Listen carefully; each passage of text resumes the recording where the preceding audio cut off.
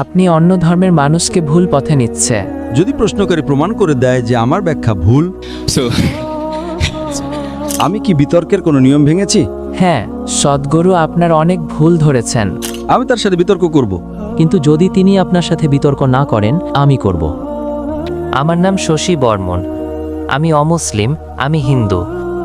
তো আমার শুধু 3টি প্রশ্ন আছে। তো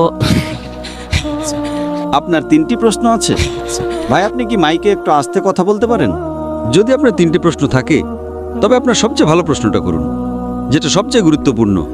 অন্য মাইক্রোফোনের সব প্রশ্ন শেষ হওয়ার পরে আমরা আপনার কাছে ফিরে আসব। ঠিক আছে, তাহলে আমি জিজ্ঞেস করব। ধীরে, পরিষ্কারভাবে, উচ্চ স্বরে মাইক্রোফোনটা আপনার মুখের খুব কাছে এনে। ঠিক আছে, কুল, ঠিক আছে। আমার প্রথম প্রশ্নটা হবে, আমি এটা আপনার সঙ্গে মিলিয়ে দেখতে চাই। আমি আপনার ইউটিউবে আগের বক্তব্যগুলো দেখেছি। আপনি তুলনামূলক ধর্মতত্ত্বের একজন বিশেষজ্ঞ। যখন আপনি ইসলাম এবং অন্যান্য ধর্ম যেমন হিন্দু ধর্মের তুলনা করেন এবং ভগবদ্গীতা বা অন্যান্য ধর্মগ্রন্থ থেকে উদ্ধৃতি দেন, তখন আপনি কি মনে করেন না যে এর ভুল ব্যাখ্যা হওয়ার সম্ভাবনা থাকে এবং যারা সেই বিশ্বাসের অনুসারী নন তাদের ভুল পথে পরিচালিত করার একটা সম্ভাবনা থাকে? আপনার নাম কি ভাই? ক্ষমা করবেন? আপনার নাম? শশী বর্মন। ঠিক আছে শশী। এবং যদি এমন হয়, যদি এটা প্রমাণিত হয় যে আপনার বক্তব্যে ভুল ব্যাখ্যা রয়েছে, তাহলে কি এর অর্থ এই যে একজন মুসলিম পেশাজীবী হিসেবে আপনি আপনার দায়িত্ব পালনে ব্যর্থ হয়েছেন? ভাই, খুব ভালো একটা প্রশ্ন করেছেন। আজকের বিষয়ের সাথে খুবই প্রাসঙ্গিক প্রশ্ন। আমি তাকে ধন্যবাদ জানাতে চাই। তার প্রশ্ন হলো যে আমি তুলনামূলক ধর্মতত্ত্বের একজন বিশেষজ্ঞ। আমি নিজেকে তুলনামূলক ধর্মতত্ত্বের ছাত্র বলতেই বেশি পছন্দ করি। আর যখন আমি অন্যদের ধর্মগ্রন্থ উদ্ধৃত করি, অন্য ধর্মের, যেমন সেটা হতে পারে ভগবদ্গীতা কিংবা বেদ কিংবা বাইবেল, আর যদি আমি সেই ধর্মগ্রন্থের ভুল ব্যাখ্যা করি, তাহলে একজন মুসলিম হিসেবে সেটাকে ভুল নয়, পুরোপুরি ভুল। আমি আপনার সাথে একমত। ঠিক আছে। সেই কারণেই আমার প্রতিটি লেকচারের পরে আমাদের প্রশ্নোত্তর পর্ব থাকে। বেশিরভাগ ধর্মীয় বক্তা, সে হিন্দু হোক, খ্রিস্টান হোক বা মুসলিম হোক, তাদের বেশিরভাগই সংখ্যাগরিষ্ঠ 90%-রও বেশি এই বক্তব্যের পরে তাদের কোনো প্রশ্নোত্তর পর্ব থাকে না। শেখ দিদাত ছিলেন প্রথম এটা শুরু করেছিলেন এবং এখন মাশাআল্লাহ আমাদের অনেকেই প্রতিটি প্রশ্নের পরে, প্রতিটি লেকচারের পরে আমাদের একটা প্রশ্নোত্তর পর্ব থাকে। কেন? যাতে যদি আপনি আমাদের সাথে দ্বিমত পোষণ করেন, আপনার প্রশ্ন করার সুযোগ থাকে। প্রশ্নোত্তর চলাকালীন সময়ে যদি কোনো বক্তা, আমি সহ, যদি প্রশ্নকারী প্রমাণ করে দেয় যে আমার ব্যাখ্যা ভুল, যদি তারা আমার কাছে প্রমাণ করে দেয়, প্রথমে আমি বলবো আমি দুঃখিত। আচ্ছা, আমি আমার কথা ফিরিয়ে নেব। যদি আমি ভুল করি, একজন মুসলিম হিসেবে আমি অবশ্যই ক্ষমা চাইব। আমি প্রথমে বলবো আমি দুঃখিত, আমি আপনার ধর্মগ্রন্থ ভুল বুঝেছিলাম। ইনশাআল্লাহ ভবিষ্যতে আমি এটা উদ্ধৃত করব না। আমার 25 বছরের দাওয়া জীবনে এর চেয়েও বেশি একজনও প্রশ্নকারী, মাশাআল্লাহ, আমি ভুল করতে পারি। আমি একজন মানুষ, আমি নিখুঁত নই, কোনো মানুষই নিখুঁত নয়। একজনও প্রশ্নকারী কখনো আমাকে কিছু উদ্ধৃত করে ভুল প্রমাণ করতে পারেনি। আলহামদুলিল্লাহ, আমি ভুল হতে পারি।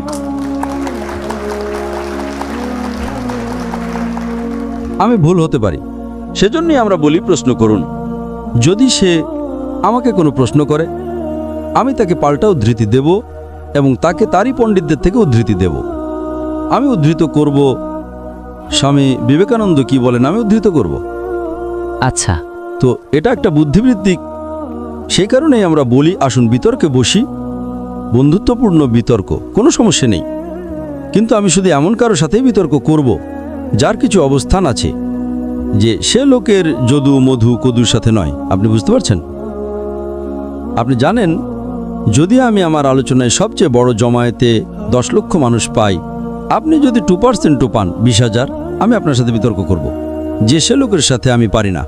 তো আমার কারণটা হলো, যদি আপনি আমার সাথে বিতর্ক করতে চান, আপনার অন্ততপক্ষে আপনার বক্তব্যের জন্য কমপক্ষে 20,000 মানুষ জড়ো করতে পারা উচিত। যদি আমি 20 লক্ষ পাই, আপনি অন্তত 2% পান, ঠিক আছে? যদি আপনি আপনার লেকচারের জন্য 20,000 লোক পান, আমি আপনার সাথে বিতর্ক করতে রাজি আছি। যদি আপনি না পান, আপনি এমন কাউকে দিন যে পারে। এবং পৃথিবীতে অনেক হিন্দু বক্তা আছে, পৃথিবীতে অনেক খ্রিস্টান বক্তা আছে যারা 1 লক্ষেরও বেশি পায়। ইন্ডিয়াতে অনেক মানুষ, আপনি কি শ্রী শ্রী রবিশঙ্করকে চেনেন? তিনি 1 লক্ষের শ্রোতা পান।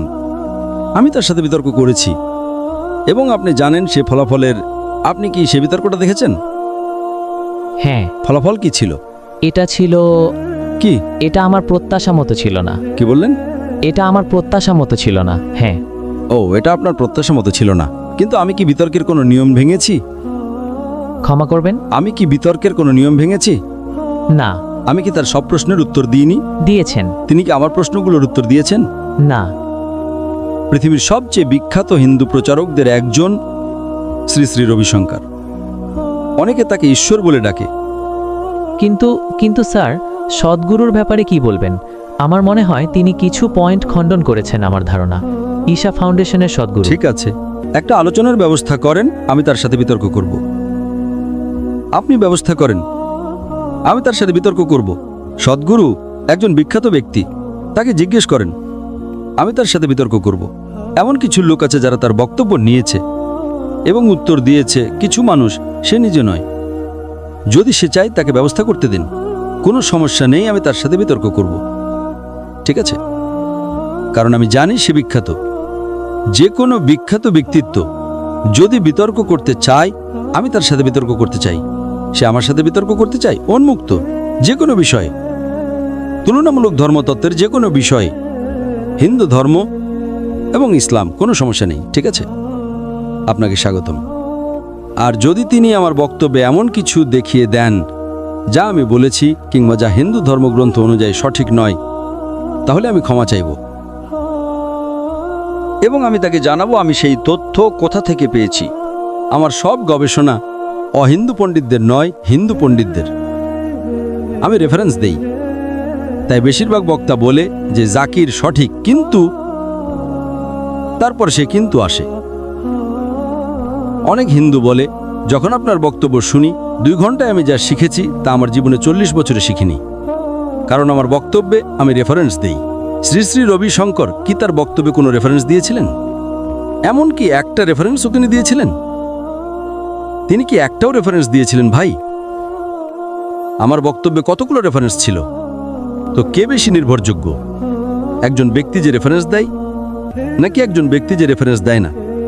তিনি একটা চিরকুট রাখতে পারতেন, কোনো আপত্তি নেই।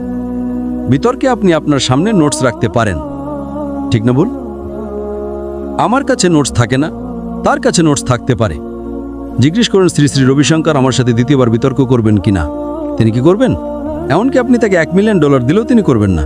আমার মনে হয় তিনি করবেন, কিন্তু যদি তিনি আপনার সাথে বিতর্ক না করেন, আমি নিশ্চিত একদিন আমি করব। হ্যাঁ। আপনাকে স্বাগতম। যেই দিন আপনি আপনার শ্রোতা হিসেবে 20,000 মানুষ জড়ো করতে পারবেন, আমি আপনার সাথে বিতর্ক করব। এখন আপনি যেটা করতে পারেন, প্রশ্ন উত্তর। আমি কি আপনার প্রশ্নের উত্তর দিয়েছি নাকি দিইনি? হ্যাঁ, আপনি দিয়েছেন। আপনাকে অনেক ধন্যবাদ। খুবই সন্তোষজনকভাবে। হ্যাঁ। আমি খুব খুশি। এটা মেনে নেওয়ার জন্য আপনাকে ধন্যবাদ। আর আল্লাহ আপনাকে হেদায়েত দিন। আর আমি আপনার জন্য দোয়া করব যেন আপনি সত্যের পথে আসেন। ভাই, আপনাকে অনেক ধন্যবাদ। হ্যাঁ স্যার, ধন্যবাদ। আপনাকে স্বাগতম।